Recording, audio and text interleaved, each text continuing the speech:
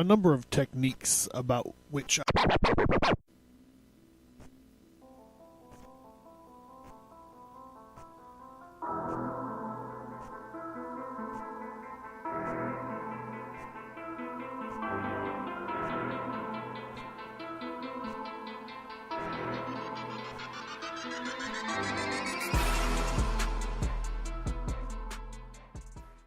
The Ages begins with the shocking story of Cain and Abel and the journey of violence and revenge spanning thousands of years, following Cain through his cursed life from an ancient invasion of malicious angels to the American Revolutionary War. A masterful, compelling journey through time, The Ages delves deep into arcane knowledge, myth, and legend. The art is stunning, and the story takes you on a journey where mortals, immortals, angels, and demons are all forced to deal with the folly that is God's creation. It's a beautifully dark and gritty ride through history. This 4-part story follows the astrological procession of the ages and how each 2,500-year age parallels major changes in the development of Earth's inhabitants. Cain's blasphemous struggle with the divine and sacred tyrant God will create and crumble empires, shape history, and cause a cosmic cataclysm.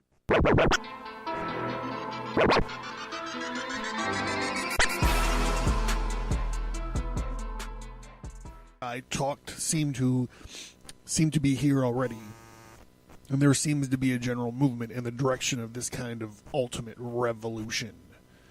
A method of control by which a people can be made to enjoy a state of affairs by which any decent standard they ought not to enjoy. This, the enjoyment of servitude.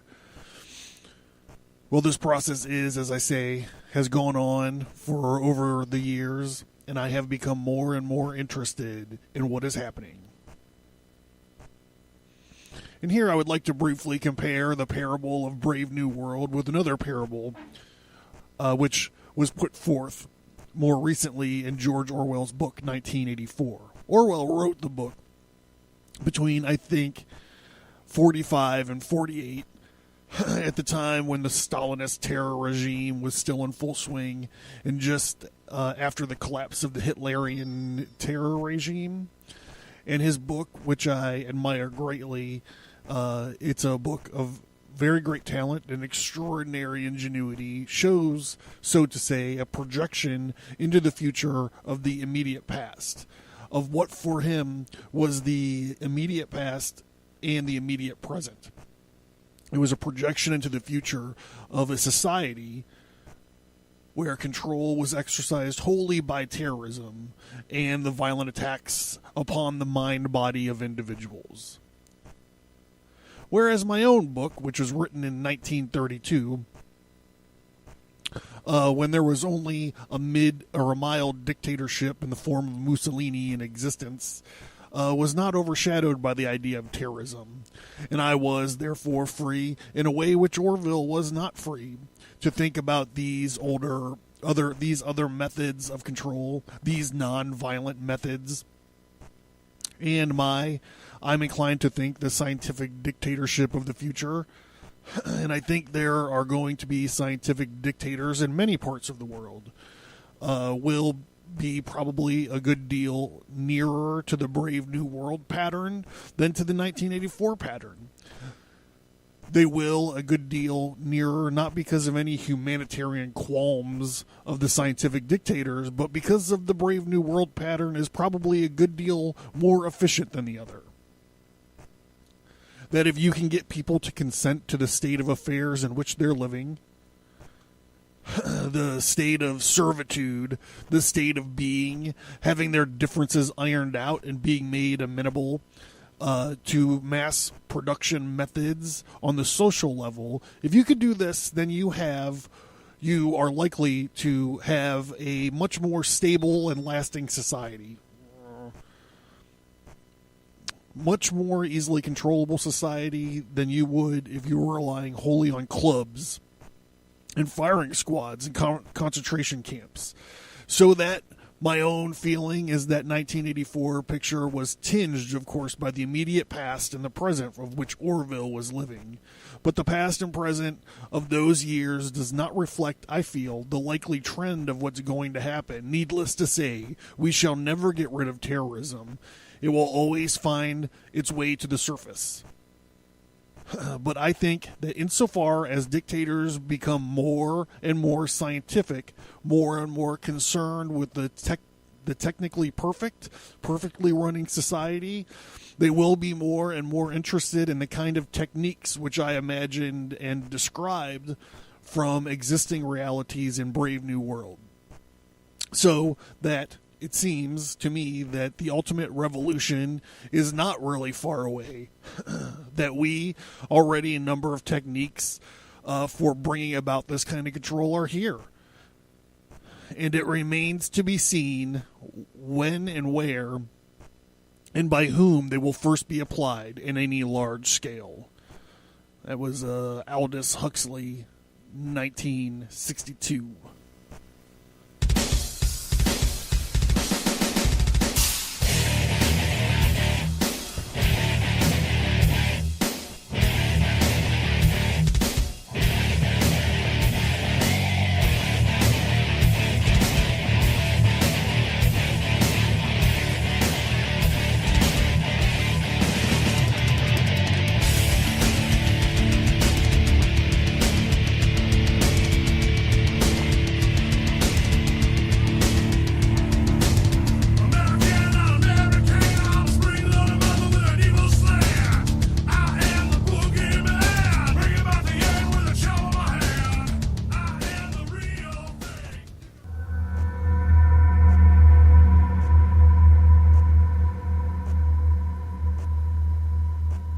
The Abercast. Occult. History. Conspiracy. Violence.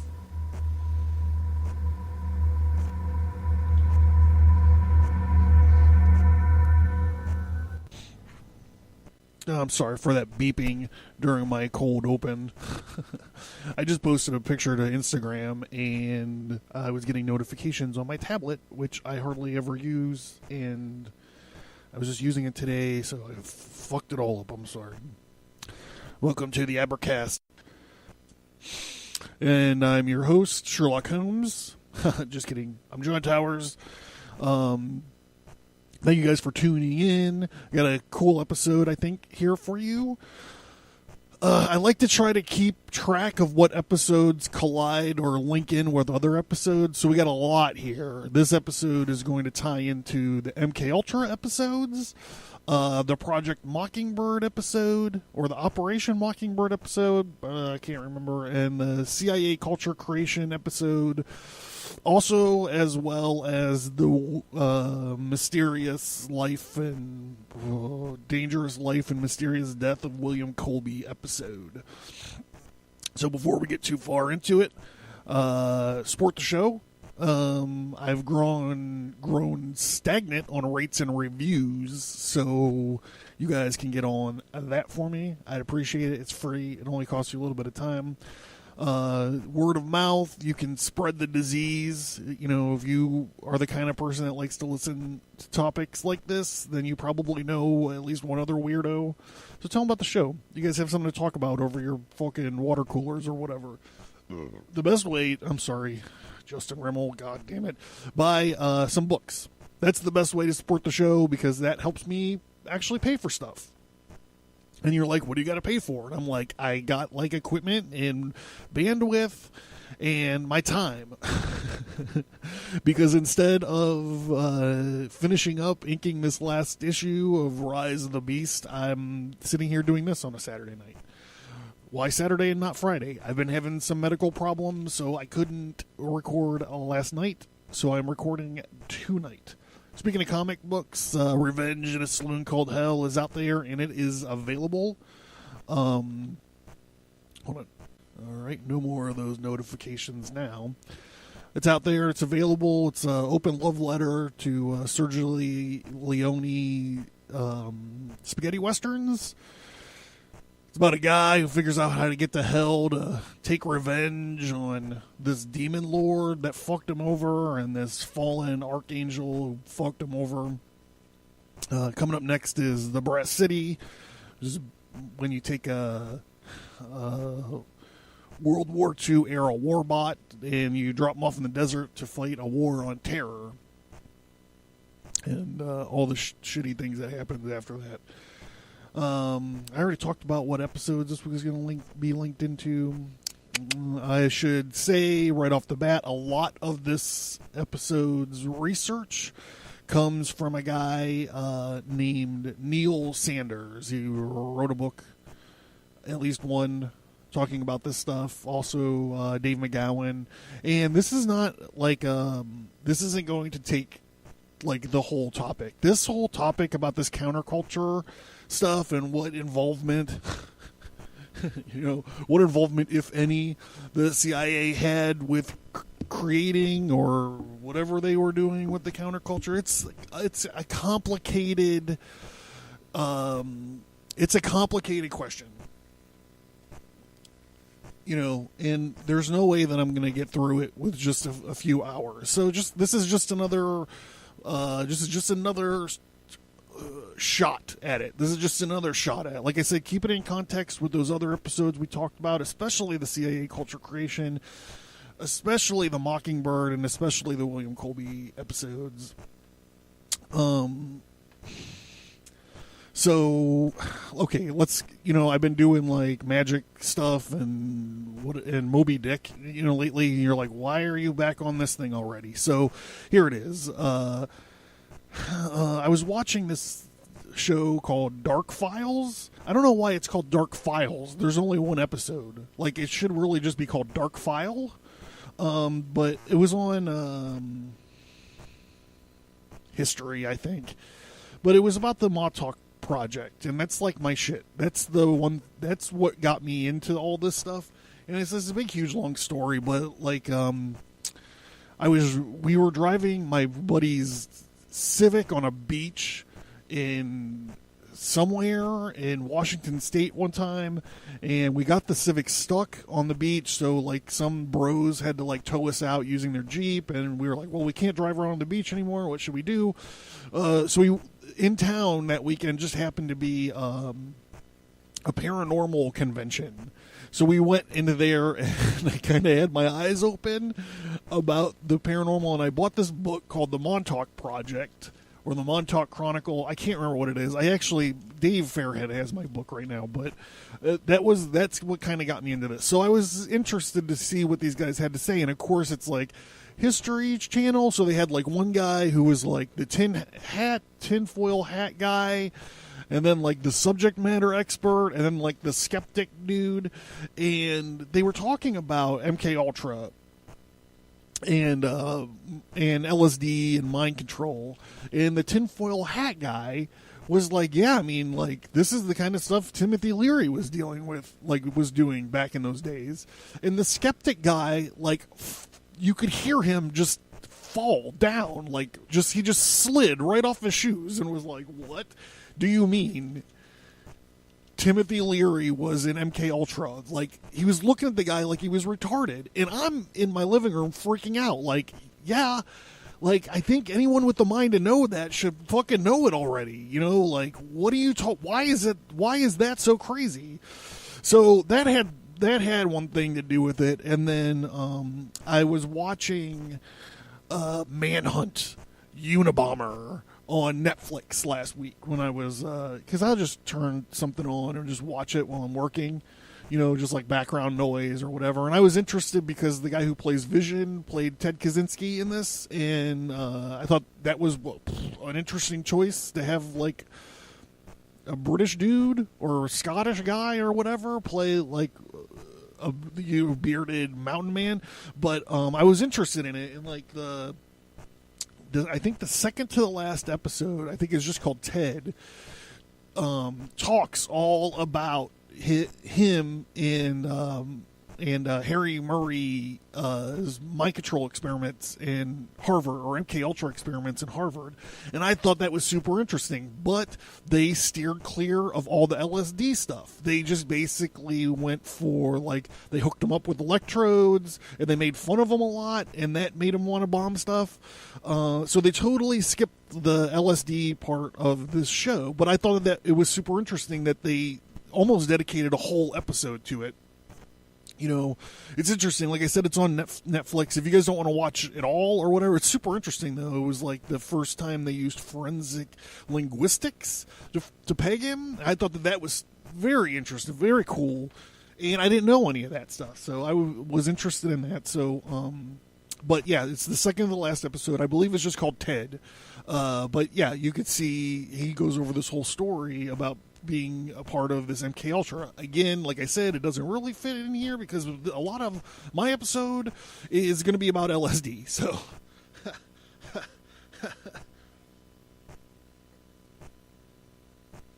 I'm trying to get ramped up, guys. I'm trying to.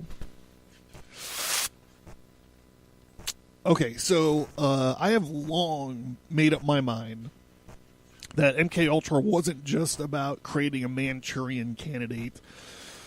You know, everybody knows what that means, but just in case, a Manchurian candidate is a guy where you can program him, you can train him, program him, wipe his memory, and then just give him a trigger, introduce the trigger, and he can do his thing. So, like, think about, like,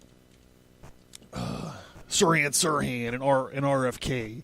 You know, the girl, the polka dotted pants was like his trigger or something. And he goes in there and blasts RFK, and that's it. He doesn't remember anything.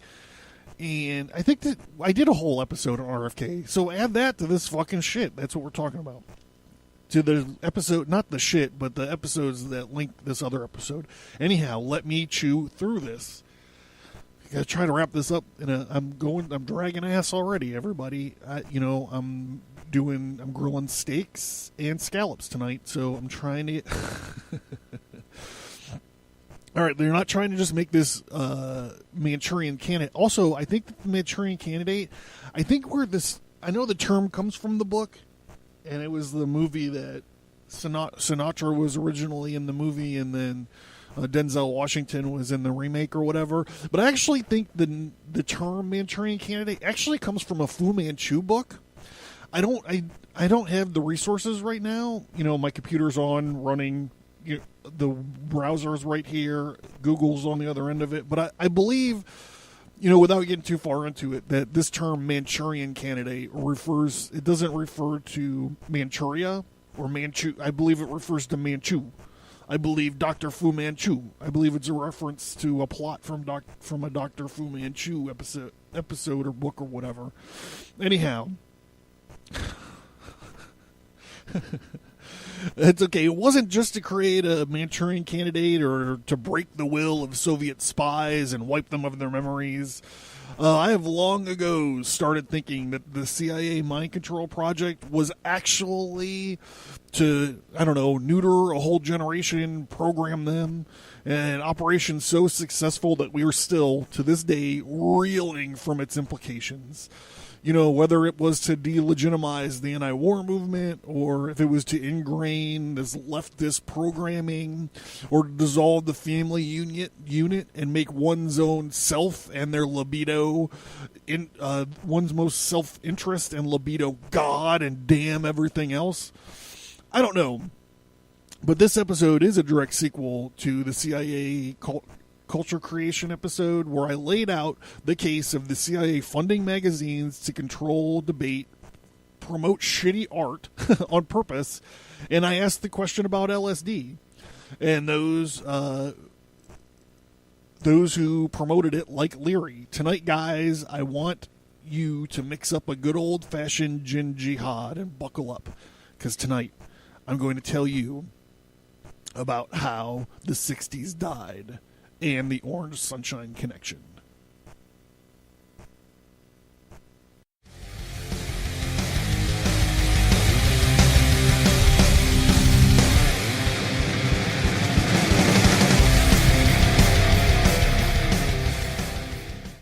All right, so we're going to do a little bit of context layering here so I can build my story, because there's so much talk about LSD going forward. So let's talk about it. Let's talk about lysergic acid ditemolemonade. It was discovered by accident by this Swiss scientist / chemist named Albert Hofmann. He was working for Sandoz Laboratories. He was working with LSD on November 16th, 1938, to synthesize a respiratory and circulatory stimulant. He accidentally dosed himself. And he accidentally dosed himself. I don't know if it was like through the skin or if something splashed in his eye or his fucking mouth or whatever. I don't know. But he took notes on what happened to him after he realized something was going on. He says, quote, was affected by a remarkable relentless combined with a slight dizziness. At home, I lay down and I sank into a not unpleasant, intoxicated-like condition characterized by an extremely stimulated imagination. In a dreamlike state with eyes closed, I felt the daylight to be unpleasantly glaring, and I perceived an uninterrupted stream of fantastic pictures, extraordinary shapes with intense kaleidoscopic plays of colors. After some 2 hours, this condition faded away. So a few days later on, hold on.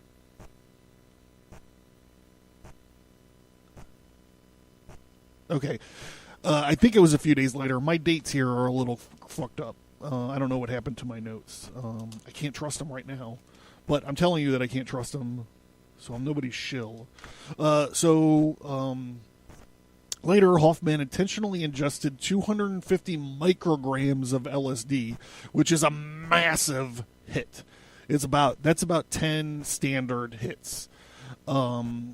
He started to freak out, and he was like, I got to get home. So he grabbed his bicycle and he started to ride his bike home, which I can only imagine was hilarious. He started to melt down on his bike, and when he got home, or as he was riding on his bike as he was going home. There's a stamp commemorating Bicycle Day in Switzerland, and it's pretty amazing. So on Hoffman's 100th birthday, he gave this speech, and he went on to say, "It gave me inner joy, an open-mindedness, and a gratefulness. Open eyes and eternal sensitivity for the miracles of creation. I think in human evolution it has never been necessary to have this substance LSD. It is just a tool to turn us into what we are supposed to be."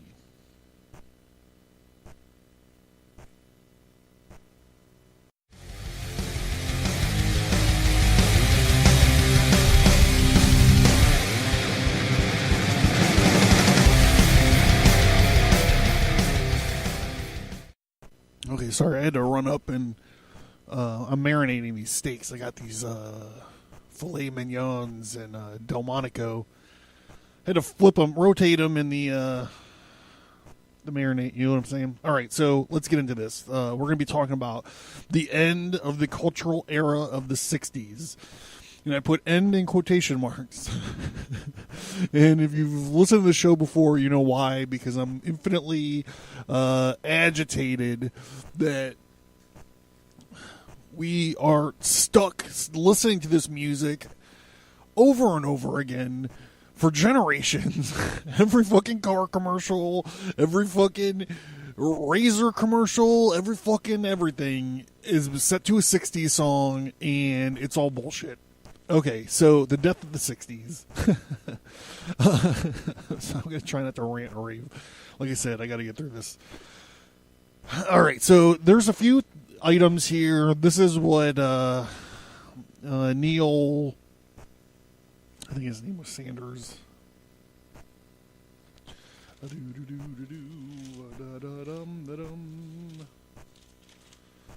Neil Sanders, he listed four things. I'm only going to list three. I'm listing the Manson murders, Altamont, and the arrest of the Rolling Stones. It marked the death of the 60s. So the Manson family, it seems that their LSD was coming directly from CIA. I'm going to make a lot of assertions in this section, and then we're going to go back and talk about how I have the balls to say this. So their LSD was coming directly from CIA. Manson used exclusively a brand of acid called Orange Sunshine while they were in the desert. Tex Watson even wrote about it in his autobiography. He said that it was the particularly strong Orange Sunshine LSD that convinced him and the others of Manson's helter-skelter plot. There's other references where Manson and Gypsy say that long hikes through the desert were eased by the Orange Sunshine. Manson and those guys would go on to murder a bunch of people, including Sharon Tate. And we're going to see that this Orange Sunshine, we're going to see it over and over and over again. Who was distributing this? Why? We're going to get into it. Who was distributing this? Why was it going right to these guys? Subsequently, Manson's Jesus look and cult leader branding as the king of the hippies were used to discredit the Love Generation and really damage the Beatles, to say the least. The whole Helter Skelter White Album things, really, their association with this Helter Skelter movement by Manson really had tainted the band. In 67. All right. Well, I actually have a personal story to tell about this, but maybe I'll wait. Maybe I'll get through this and then I'll wait. Okay. So, years and years and years ago, when I was doing the security thing, the Rolling Stones were coming into town, and it was like one of their like farewell tours or whatever. And so the company I was working for got the contract to watch their hotel rooms. The problem is the way that you do this is, there's four of them. There's 4 hotel rooms that need to be guarded. You get 5 fucking dudes. You get one for each hotel room, and then you get some radios, and you get a guy who can go and break people, or check on them, make sure they're not falling asleep. You need to have someone in a supervisory role. So what my company did instead is they just hired 4 supervisors to sit there and didn't give them radios. So you got 4 dudes who are totally uncoordinated. They just know they got to sit there till their relief comes up, and they put them on 12-hour shifts. So I was one of these guys, and I'm sitting there, and I get Keith Richards' room. So I'm sitting there for 12 fucking hours outside of Keith Richards' room. And the way that it turned out is I was going to get there. We knew when they were going to leave. They were playing the Civic Arena at the time, which was like right literally a block away. So we knew when they were going to leave. And then I was like, okay, well, all I got to do is just not take a leak until they leave. Once they leave, I'm good. I could run and take a leak. Part of our briefing that we got was no one's allowed in the room ever. And I'm going to tell you why right now when I get done with my story. So they were like, no one's allowed in. No cleaning people should be in there. No one from the band is going to come up and get in there. The credentials for the Civic Arena do not work to get in their rooms. Fact. No one can get in the room unless they're with Keith. Okay, so I'm sitting there all fucking day. I'm listening to this guy. He's playing around in the bathtub. I can hear him squishing around, making duck noises. I don't know. I swear to God, that happened, I swear. All this happened. I'm not lying about anything. So I'm sitting there. Finally, people are starting to go in. They're starting to get them ready or whatever. And he leaves and he comes out and he looks like fucking Mumra from from Thundercats. And this was years and years ago. I mean, I imagine he looks worse or better now. I don't know, but literally, it's like he was cosplaying as Mumra. Like he was dressed up with like mummy wraps on him, and he had like this cane and like all these weird rings and stuff, and he was like all painted up funny, like literally like they must smear this makeup on these people to get them ready. But and he walks out, and everyone's like around him and stuff, and they go past, and I'm like, God, finally I can take a leak. They close the door. I'm like, have a good show, whatever, everybody, see you later. And once they all get off they were all on different floors too. So besides just like having line of sight to another guard or whatever, like you didn't have anything. So they left. They were out of the building, and I ran to the bathroom. And when I came back, I swear to fucking God, the door was wide open. The door was wide open. I poked my head in there to be like, who the fuck is in here? Like, I just had to go take a leak. And there was a fucking cleaning guy going through Keith Richards' bags. And I'm like, yo, what are you doing? And he was like, they sent me up here to clean. And I'm like, no, they fucking didn't. And like I said, this is why you have to have like someone in a coordinating position or a supervisor role.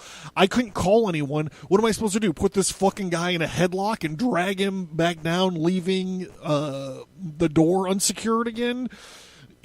So I'm fucking arguing with the guy. I drag him out of the goddamn hotel room. He's like, you gotta call my boss. You gotta call the front desk. They told me to come up here. And I'm like, I don't care what they fucking told you. You can't be in there. Fucking throw the guy down in the goddamn hallway. And I'm like, you go tell your boss. Have him come up here and fucking talk to me. Fucking, I'm holding the guy down. I'm patting him down to make sure he didn't steal any of Keith Richards' fucking drugs. He fucking runs away. No one ever came up to be like, why'd you rough up my fucking cleaning guy? Because this guy was a fucking shit bag, just trying to cop Keith Richards' fucking drugs. Imagine trying to steal Mumra's drugs. Back to the story. It just comes to my attention. Like, I never filled out an incident report on that. I don't know what the statute of limitations are on this kind of thing. God damn it.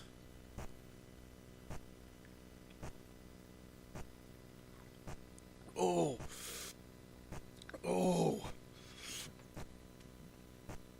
I made that one strong, fellas.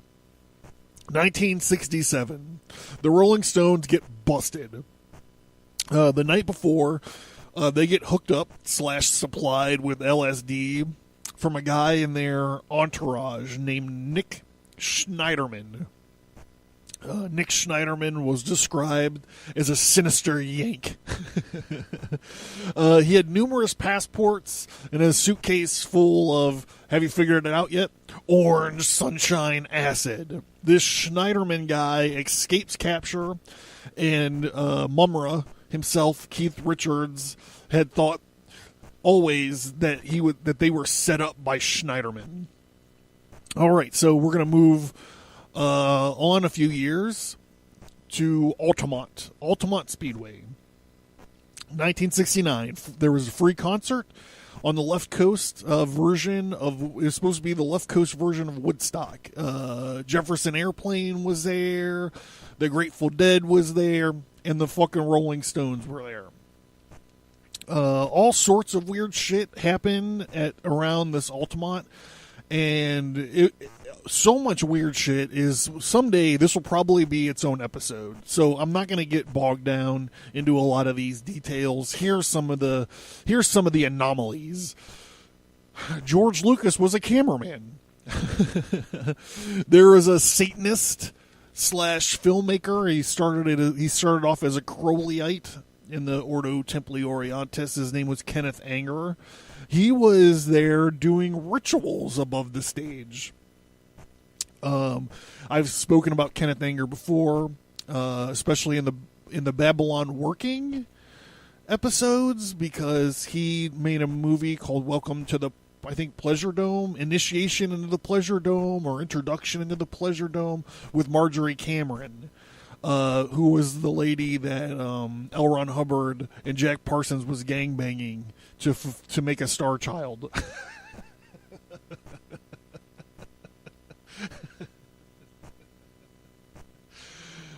Not a star child, a moon child. Okay, so let me back up and say that again. Marjorie Cameron was the lady that L. Ron Hubbard and Jack Parsons was gangbanging to make a moon child. Out of all the sentences that you never think that you would hear yourself say.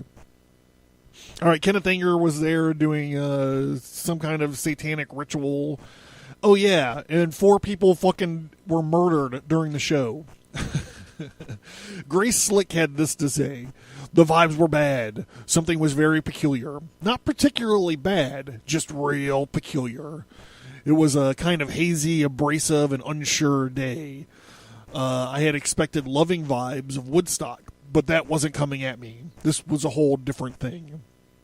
So these 2 factoids might have something to do with the whole different thing, Grace, the bad vibes. Over 1,000 hits of Orange Sunshine Acid were provided to the Hells Angels for payment for their infamous security services.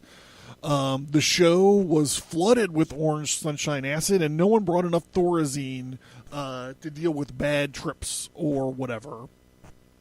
So this, they all talk about this in the Stone. When you watch the movie, there's a movie of this. Like I said, George Lucas was filming it. They made a movie. I don't know if they made a movie of Altamont or if it was in the Stones movie. I can't remember. I think they made a movie of Altamont, but like you could see them. They stopped the show a few times, and they're like, "Hey, everyone up front, like just stay cool, just stay cool." Meanwhile, fucking Meredith, Meredith. I don't. That's one of the people that died.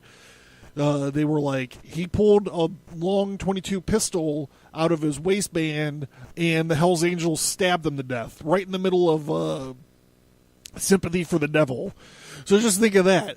Like a guy's getting stabbed to death in the front row of a concert by a Hells Angel while Rolling Stones are singing Sympathy for a Devil, and Kenneth Anger is above the stage doing satanic rituals. That's all that I'm saying. That's all that I'm saying. And everyone was pumped up with Orange Sunshine Acid. So, I mean, is it weird? Yeah. All right, so now you guys are all like, okay, Orange Sunshine Acid, we get it. What does it mean? Okay, here we go. Oh, here we go.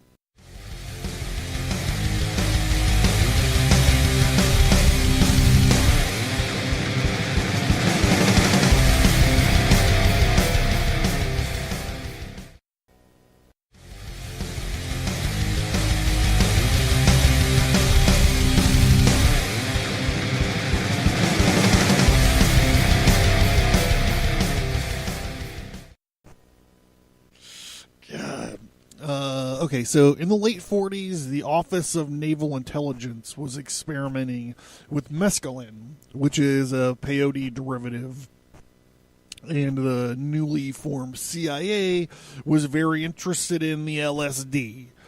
In 49, a guy brought LSD to Boston, and he started experimenting in a hospital.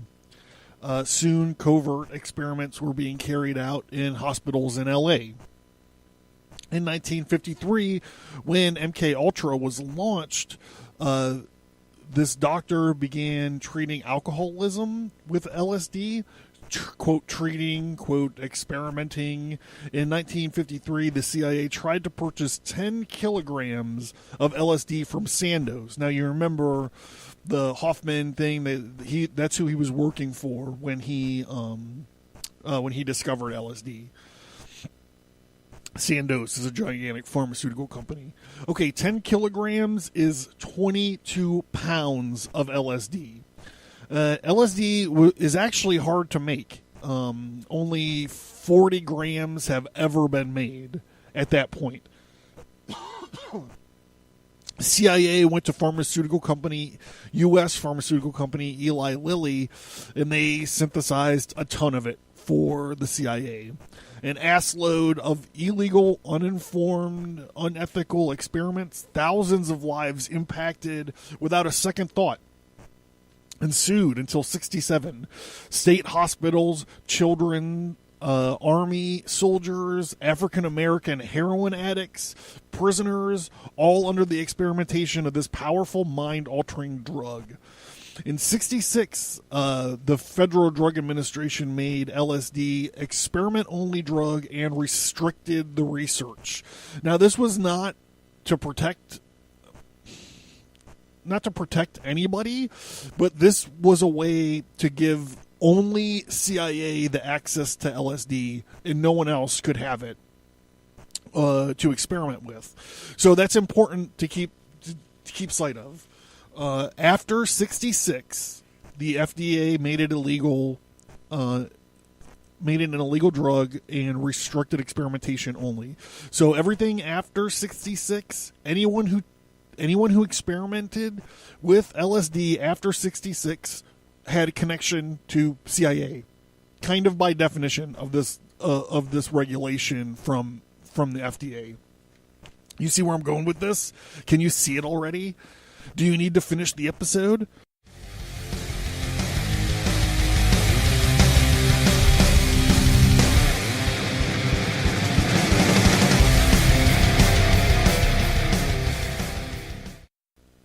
All right, in the middle and late 60s, a new group of LSD providers showed up on the scene.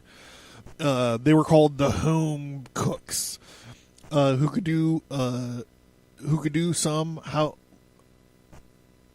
somehow do what the whole Sandoz pharmaceutical company could not do, and that is to somehow, in makeshift kitchen laboratories, create massive amounts of LSD. Of course, this reminds me of Fear and Loathing in Las Vegas, when Raoul Duke was remembering licking and sucking the white flakes of a stranger's flannel shirt in a nightclub's men's room, because the LSD cook was, all I need is a place to cook. The idea that these home cooks, even 3 or 4 of them, could produce enough acid for these massive concerts, events, etc., is a stretch. Remember, Sandoz between 38 and 53, they could only, or I don't know if they could only produce, but they only produced 40 grams. That's 15 years. Within 15 years, only 40 grams of LSD was produced. And the CIA offered to buy a ton of it off of them, and they said no, it can't be done. We've only ever produced 40 grams within this 15-year span. So you think if they would want the U.S.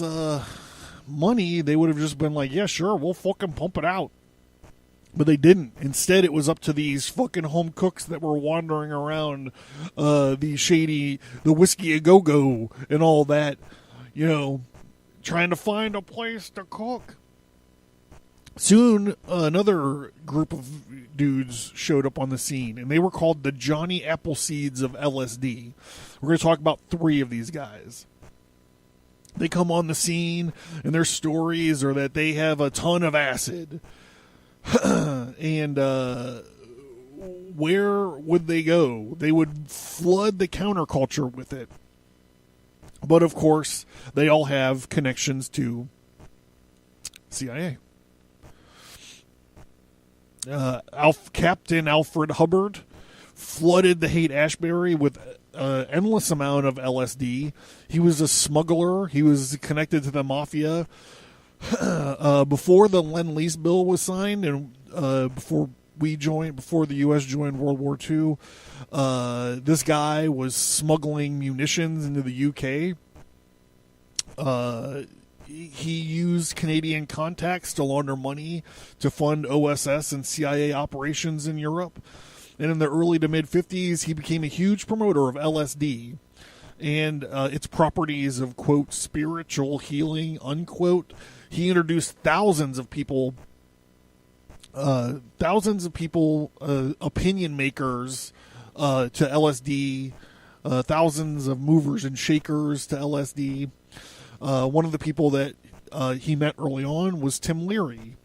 I don't know if I would call him one of these Johnny Appleseeds, but he was definitely a promoter of LSD, and we're going to find out. We're going to find out why in just a second.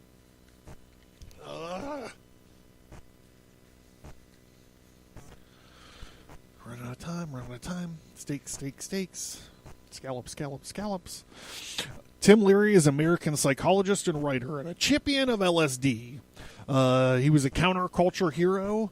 He conducted acid tests in Harvard. Remember, LSD was illegal and restricted except for CIA experimentations. Where was Leary getting his acid for his experiments? He was getting it from CIA in his autobiography called Flashbacks, which is a real clever and ironic name for Timothy Leary to name his book. He credited CIA Cord Meyer with helping him to understand his political and cultural role more clearly. You might remember the name Cord Meyer from the Mockingbird episode. He was a major player in Operation Mockingbird. Come on, drink. I gotta lube up.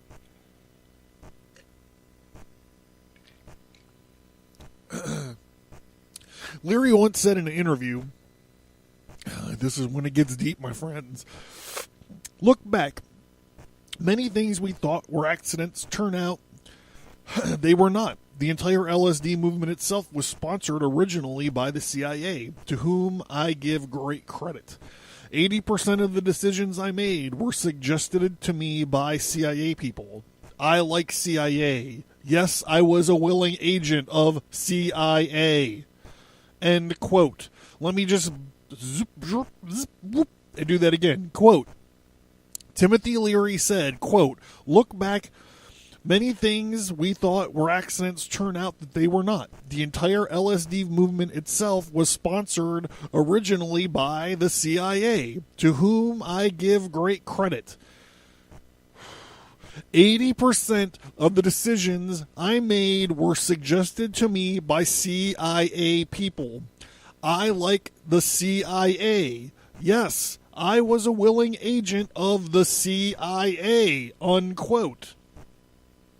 At Harvard, Leary's boss was Harry Murray.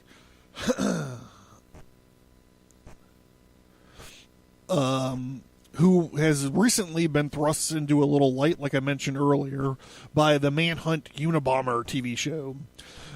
He was running MK tests on Harvard students.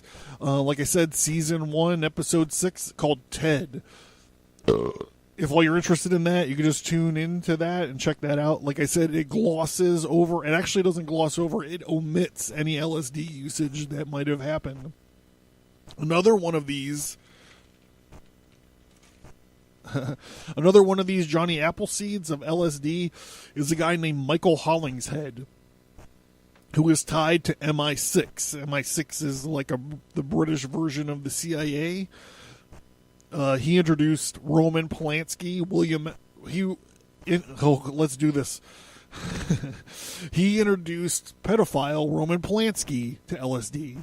He introduced murderer William S. Burroughs to LSD.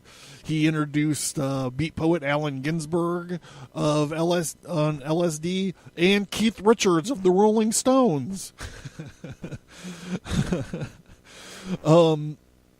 Also, he introduced John, Paul, and George of the Beatles to LSD. He spiked their coffee. I got to take a quick break here. It's not structurally right, but I just.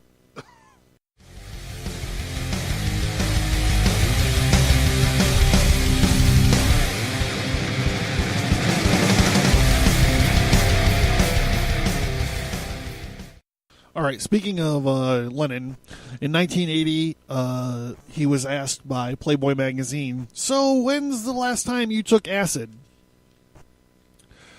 And John Lennon said, not in years. A little mushrooms or peyote is not beyond my scope, you know. maybe twice a year or something. You don't hear about it anymore, but people are still visiting the cosmos. We must always remember to thank the CIA and the Army for LSD.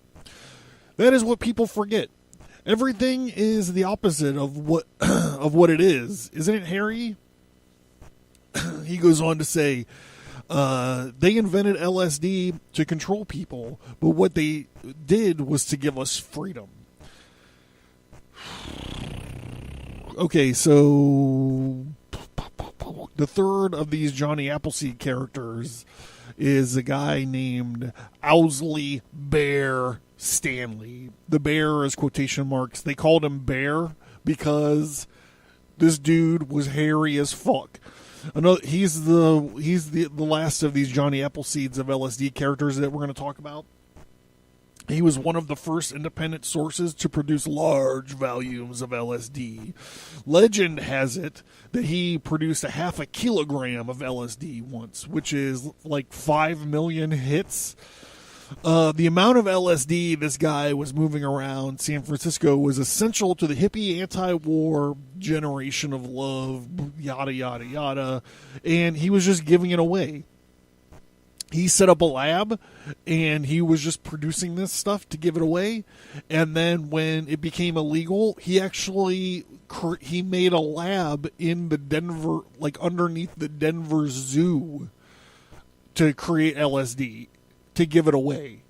This reminds me of like that movie Split, M. Night Shyamalan's movie Split, where he's got the girls in the zoo the whole time. This guy had different flavors or color codings. Do you see where I'm going? Do you see it? Do you see it? Do you feel it coming in the air tonight? He had Monterey purple acid. This is actually what not Purple Rain, but Purple Haze was about. Purple Haze? Yeah. He had white lightning acid and blue cheer acid. And he had orange sunshine. We're going to talk a lot about orange sunshine. The bear supplied the acid to the Beatles during the Magical Mystery Tour. He supplied Ken Kesey and the Merry Pranksters' electric Kool-Aid acid test. Eventually, he met the Grateful Dead and became their sound engineer. This hairy chemist just meets the Grateful Dead and becomes their sound engineer. All right, the bear famously supplied 10,000 hits for the 67 Be-In Festival, 14,000 hits of acid for the Monterey Pop Festival, and 14,000 hits for the Altamont Festival. He supplied all this for free. Why? Why is he giving this away for free? Do you understand what the street value of 14,000 hits of acid is? I don't know, but it's got to be a lot, man. A lot. Right? It's got to be.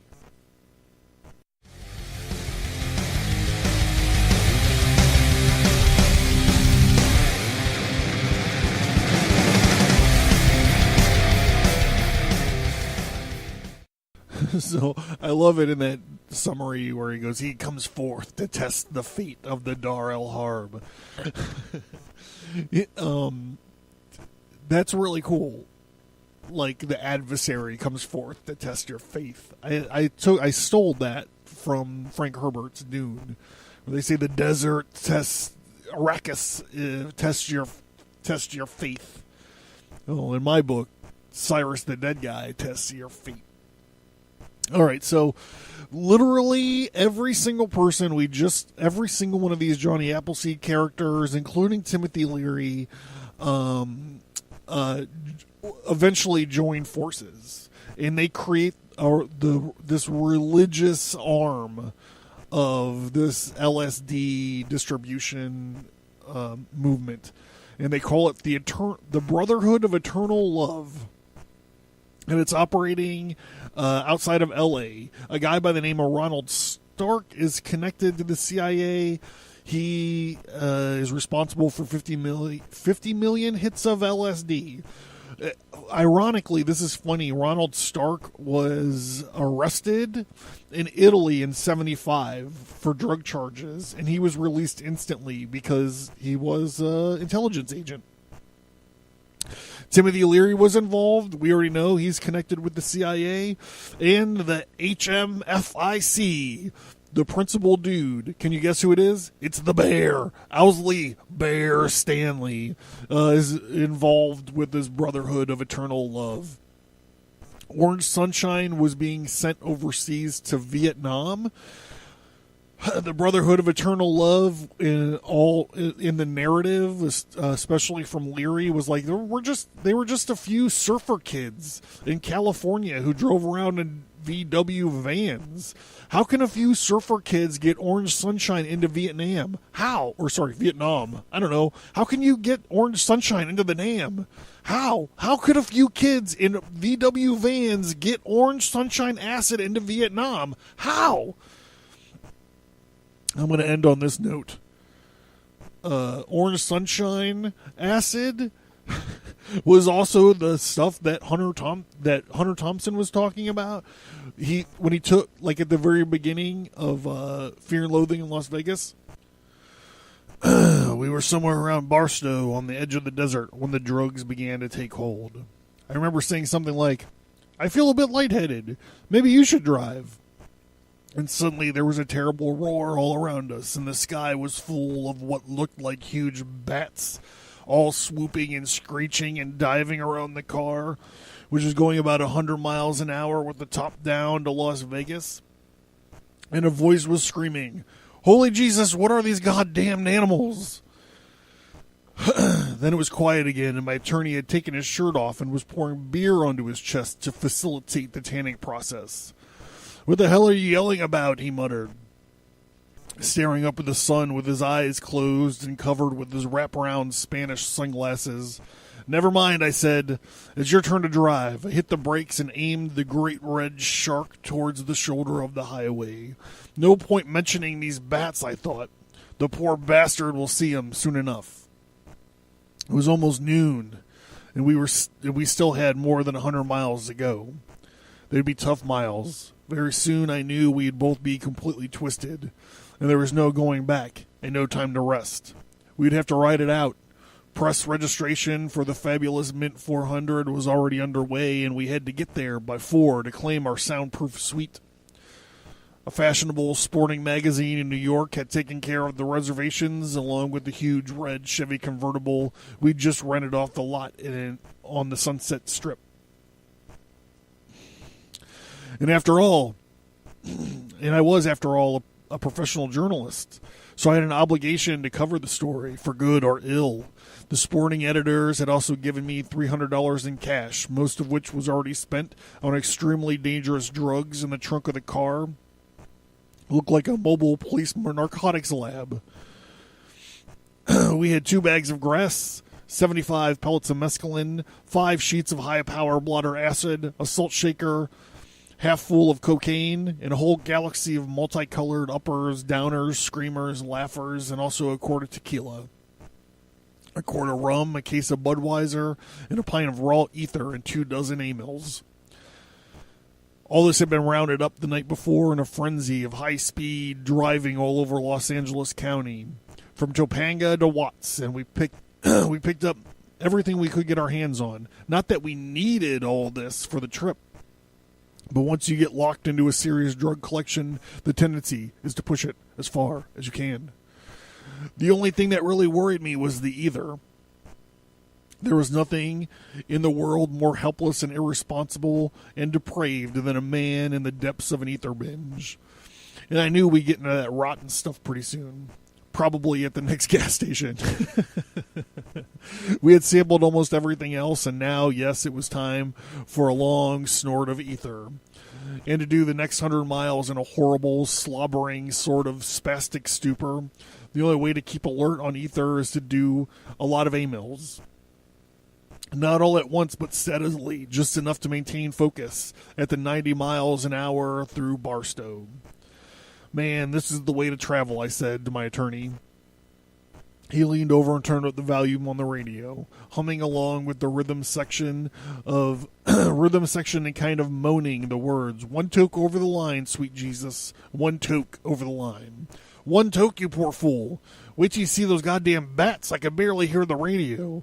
Slumped over on the far side of the seat, grappling with my tape recorder, turned all the way up, Sympathy for the Devil. That was the only tape we had, and we played it constantly, over and over, as a kind of demented counterpoint to the radio. So that's from Hunter S. Thompson's Fear and Loathing in Las Vegas. That was chapter 1, and he goes on to have this encounter with a hitchhiker who leaves him after the hitchhiker finds out that they're both insane. And we pick this back up in chapter 3. I opened the door and railed around the driver's side. "Move over," I said. "I'll drive. We have to get out of California before that kid finds a cop." "Shit, that'll be hours," said my attorney. "He's 100 miles from anywhere." "So are we," I said. "Let's turn around and drive back to the Polo Lounge." He said, "They'll never look for us there." I ignored him. "Open the tequila," I yelled as the wind scream took over again. I stomped on the accelerator and we hurtled back onto the highway. Moments later, he leaned over with a map. "There's a place up the hill called Mescal Springs," he said. "As your attorney, I advise you to stop and take a swim." I shook my head. "It's absolutely imperative that we get to the Mint Hotel before the deadline of press registration," I said. "Otherwise, we might have to pay for our own suite." He nodded. "But let's forget the bullshit about the American dream," he said. The important thing is the great Samoan dream." And he was rummaging around in the kit bag. "I think it's about time to chew up a blotter," he said. "That cheap mescaline worn off a long time ago, and I don't know if I can stand the smell of that goddamn ether any longer." "I like it," I said. "We should soak a towel with the stuff and put it down in the floorboard by the accelerator so the fumes will rise up in my face all the way to Vegas." He was turning the tape cassette over, and the radio was screaming, "Power to the people, right on." John Lennon's political song, 10 years too late. "That poor fool should have stayed where he was," said my attorney. "Punks like that just get in the way when they're trying to be serious." "Speaking of serious," I said, "I think it's about time to get into that ether and the cocaine." "Forget ether," he said. "Let's save it for soaking down the rug in the suite." "But here's this. You're half of the sunshine blotter. Just chew it up like baseball gum." Boom! Orange sunshine, acid, in Fear and Loathing in Las Vegas, connected with No Sympathy for the Devil, Rolling Stones? Come on! And he goes on at the end of the story. He bitches about Timothy Leary. So that's it. I'm just saying, for the record, all this stuff is connected. It's all intertwined. It's all confusing as fuck. And it's all shady as fuck.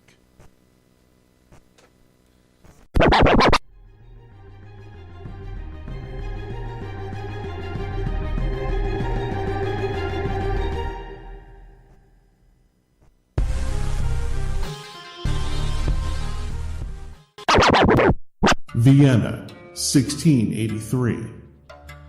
Today is September 11th, 1683. The mighty army of the Ottoman Empire, led by the savage and radical terror troops of the Dar al-Harb, surround the walled city of Vienna and begin a siege to break the golden apple of Europe and kill, enslave, or convert all of its inhabitants.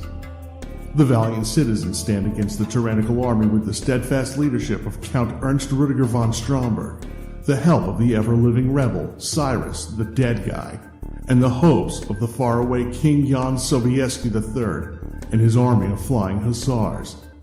The Vienna 1683 comic is available right now from Stigmata Studios at stigmatastudios.com and on indieplanet.us.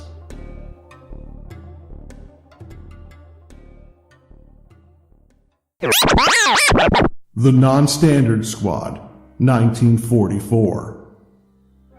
World War II. 3 weird American soldiers are on a search and rescue mission into the oldest and darkest regions of Europe. A cursed, ever-living warrior, Cyrus the Dead Guy. An experimental war bot, Sergeant Lane McCord. An all-red axe, Mysterious rogue with a demon-possessed arm come face to face with an army of magically corrupted machine-obsessed elves, a magic hammer-wielding Norse Ubermensch, and a Nazi wizard who is a member of the ancient Dark Order of the Shining Hexagon. The Non-Standard Squad 1944 comic is available right now from Stigmata Studios at stigmatastudios.com and on indieplanet.us. Let me know what you think. I think that these are clearly, these are the, I don't want to say wildest episodes, but they're definitely like the most contentious. And I'm just waiting for like crazy,